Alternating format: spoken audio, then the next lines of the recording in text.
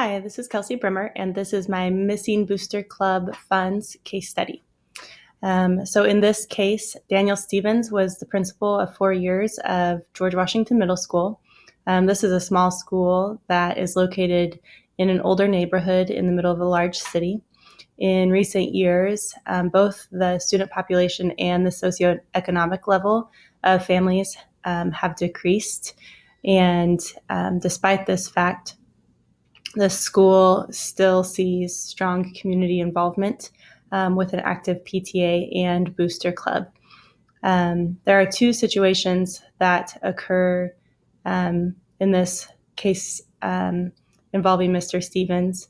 First, the mother of a student, Mrs. Bowman, who is also a parent who volunteers to help at school events, working concessions, and collecting admission at the gate, approaches Mr. Stevens. She is asking for assistance from the PTA to send her daughter Lucy on a cheerleading trip that Lucy has qualified for. Although Mr. Stevens agrees that this is a great accomplishment for Lucy, he denies Mrs. Bowman's request. And his justification is that PTA funds are intended to benefit all or the majority of students, and the amount of $798 that Mrs. Bowman was requesting was beyond what PTA could support for just one student. She was not pleased with his response and did ask him to reconsider. The following week was a home basketball game, and Mrs. Bowman was again volunteering to work the gate at that game. As Mr. Stevens was collecting the bank bags from the concession stand and the gate, he realizes that a $50 bill and 10 tickets, admission tickets, are unaccounted for. Mr. Steven knows from a conversation he had with a community member that a $50 bill was used to pay admission for one individual, and the bag did not have a $50 bill in it.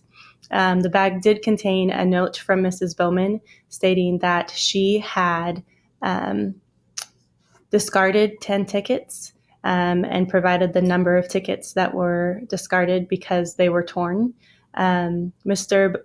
Stevens reviewed the ticket accounting sheet that was provided in the bank bag and counted the ticket proceeds. He did this in the presence of a security guard.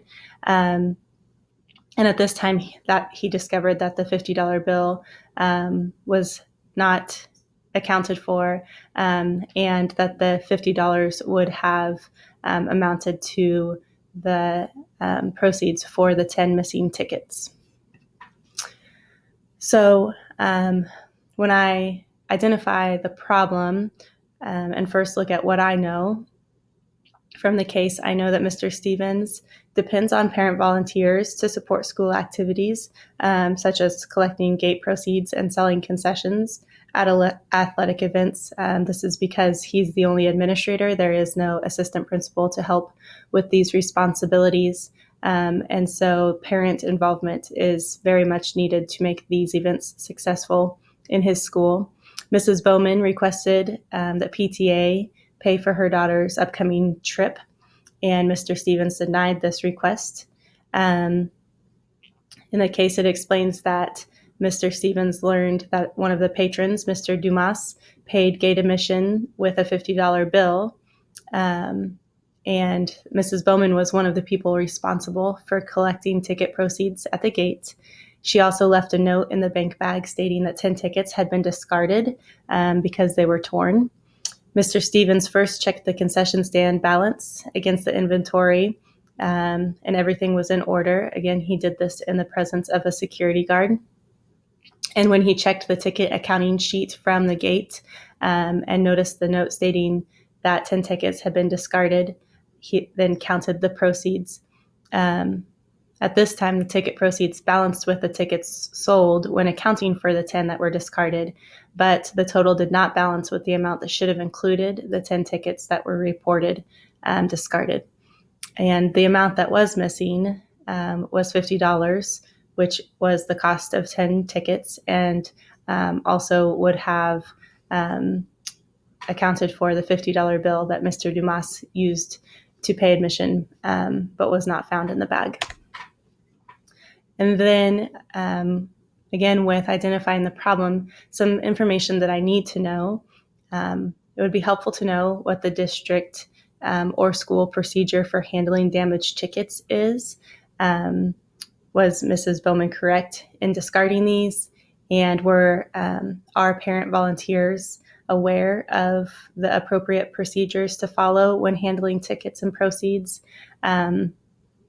Should the damaged tickets have been placed in the bank bag so that they were still accounted for instead of thrown away, so that we know in fact that they were not sold? So that part would be helpful information.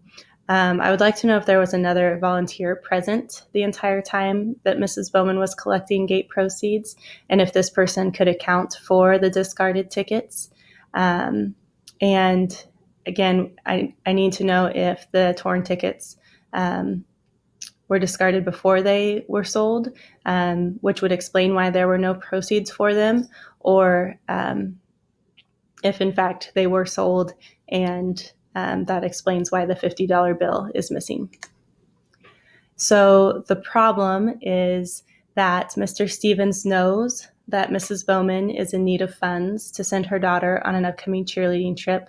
And Mrs. Bowman was working the admission gate when 10 tickets were discovered unaccounted for. A $50 bill that Mr. Dumas told Mr. Stevens he used to pay to get into the game was not in the bank bag. And this unaccounted for $50 is also coincidentally the cost of the 10 discarded tickets that Mrs. Bowman left the note about.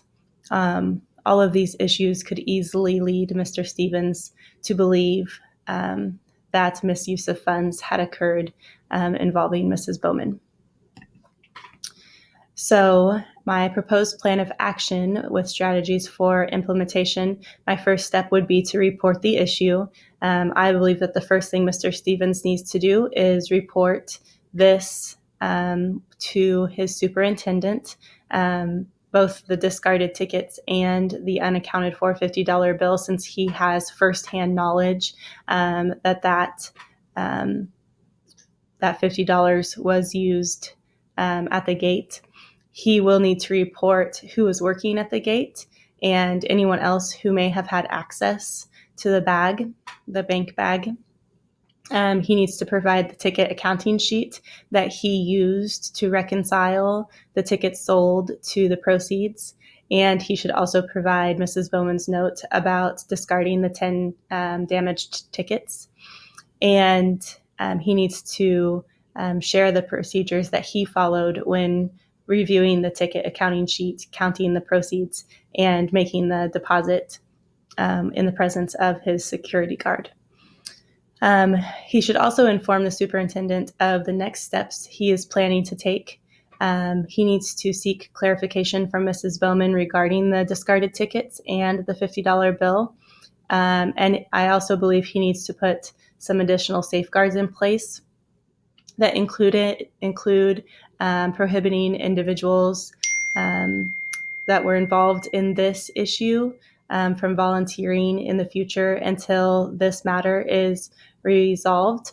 And he also needs to update some policies and procedures that are in place currently to avoid similar issues in the future. Then the next step would be to seek clarification.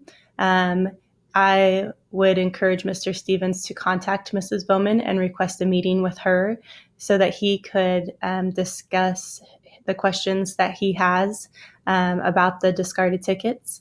He should do this in a manner that is not accusing Mrs. Bowman of any wrongdoing, so that he can find out exactly why and how the torn tickets were discarded.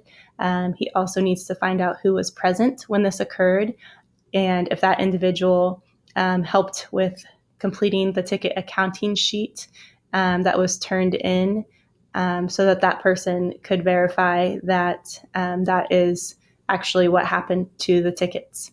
At this time, it would be appropriate for Mr. Stevens to inform Mrs. Bowman that he knew that Mr. Dumas had paid his admission with a $50 bill, but that that was not accounted for when he counted the ticket proceeds in the bank bag, so that he could ask if she had any knowledge of what happened to that. And he could also contact the other gate volunteer for more information if needed. So after those two steps have been taken care of, then Mr. Bowman needs to put, or Mr. Stevens needs to put some updated safeguards in place. At this time, I think it would be appropriate to tell Mrs. Bowman and the other individual involved in gate admissions that they will no longer be volunteering until this issue has been resolved, and also to update some school and district procedures requiring two individuals to sign the ticket accounting sheet. The note that Mrs. Bowman left about the discarded tickets should have included the signature of the other individual, so that both people knew that that is what actually happened to the tickets. And then also some district policies regarding how damaged tickets are handled. It would be my recommendation that any tickets damaged and not sold are not discarded, but are placed in the bank bag or another secure location, so that they can be accounted for when reconciling the tickets sold to the proceeds. So to resolve this issue based on promoting the success of students, it's important to remember that funds collected through ticket sales at a school event such as this need to be efficiently managed and safeguarded, because any lost, misused, or stolen funds directly affect the money that can be spent on students. By reporting this issue and seeking the clarification needed and putting additional safeguards in place, Mr. Stevens can help prevent future issues like this, which would ensure that funds are available to benefit students. As the building principal, it is Mr. Stevens' responsibility that all funds are accounted for and discrepancies are resolved as they are found. He's responsible for reporting any suspected misuse, and then needs to take the steps needed to ensure that these funds are secure and that district policies and procedures are being followed. At this time, a lot of Mr. Stevens' system is based on trusting his parent volunteers, and while he must rely heavily on them, he does need to make sure that they are handling tickets and funds appropriately. However, on the other side of this, I also believe that it is important to remember that Lucy, the daughter of Mrs. Bowman, who is a respected student and has had success as a student, it is not in her best interest to accuse her mother of theft or misuse without having the adequate evidence needed to determine what has actually happened in this situation. And that's why I think that having the conversation with Mrs. Bowman and seeking some answers before making any accusations is extremely important, because we also have to consider Lucy's well-being. And knowing that Mr. Stevens does not have an assistant principal to help him with extra duty and must rely on parent volunteers, he needs to be the person making sure that they are knowledgeable of policy and procedures. That includes ticket proceeds and concession stand proceeds and inventory, since these are the activities that parents are frequently responsible for at school events. So when I debrief the problem and reflect on what I was thinking, feeling, and valuing, I was thinking that Mr. Stevens puts a lot of trust into his parent volunteers and that he made the correct decision regarding Mrs. Bowman's request to use PTA funds for her daughter's cheerleading trip. I also thought about the fact that Mrs. Bowman was still willing to volunteer despite not agreeing with Mr. Stevens' response or denying her request. The 10 discarded tickets could have legitimately been discarded, which would explain the difference of the $50. And the $50 could have been cashed out for other bills so as to not have a $50 bill in the cash bag at the end of the night. So I did think that there were other reasons why this discrepancy could have occurred.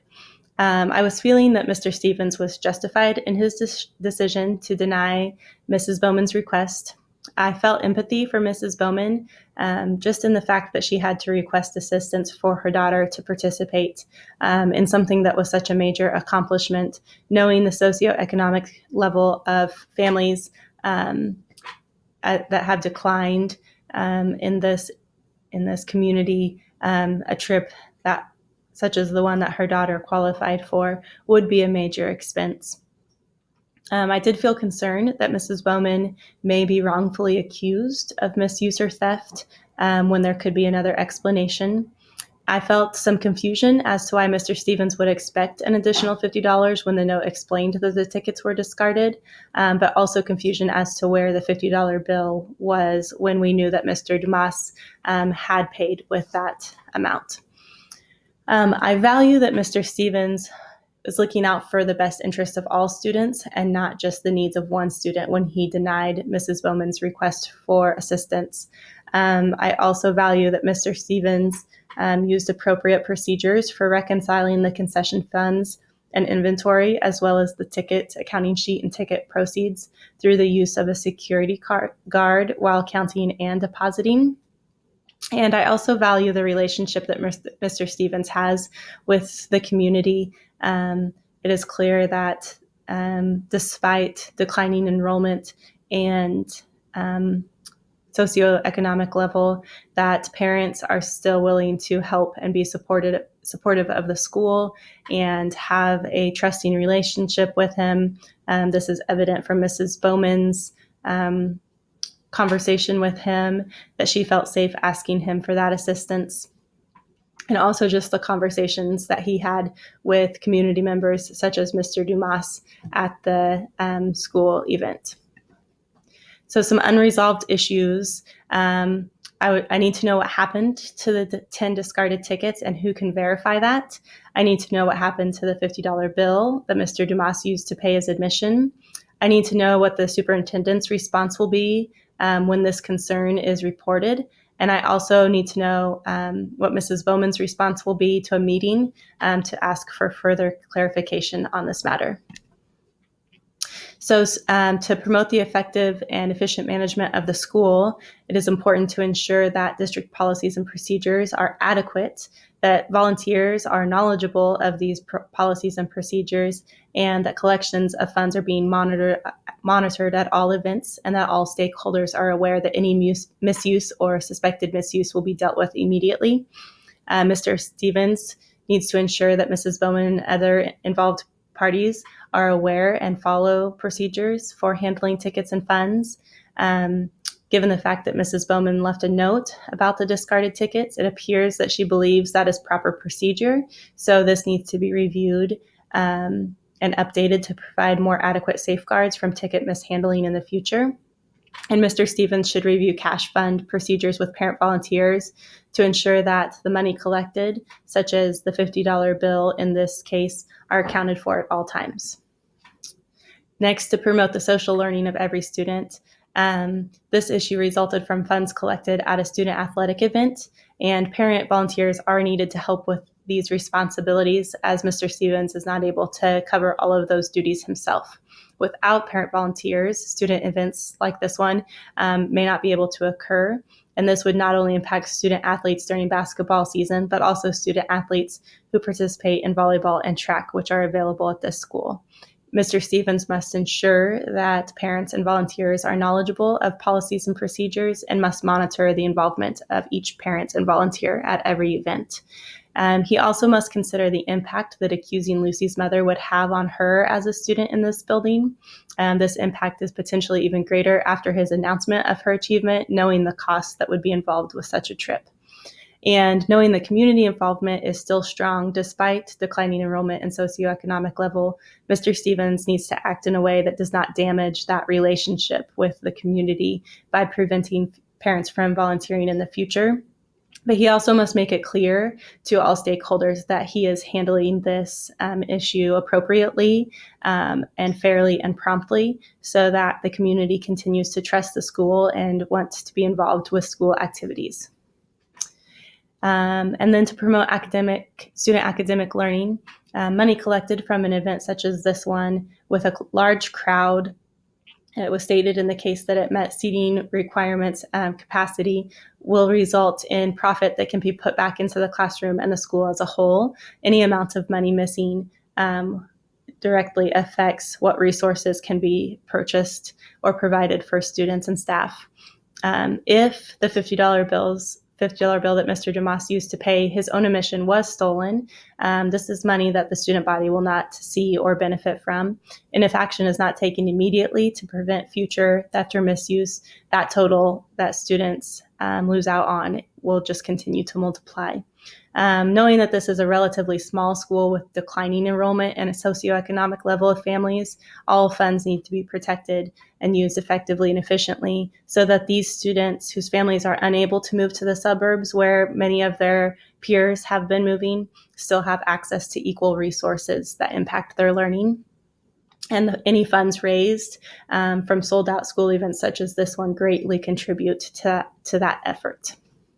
So in closing, as a future building leader, I would avoid jumping to conclusions when a coincidence such as this one occurs, and I would avoid acting in a way that jeopardizes the livelihood of future school events by deterring parents from volunteering out of fear of being accused of theft.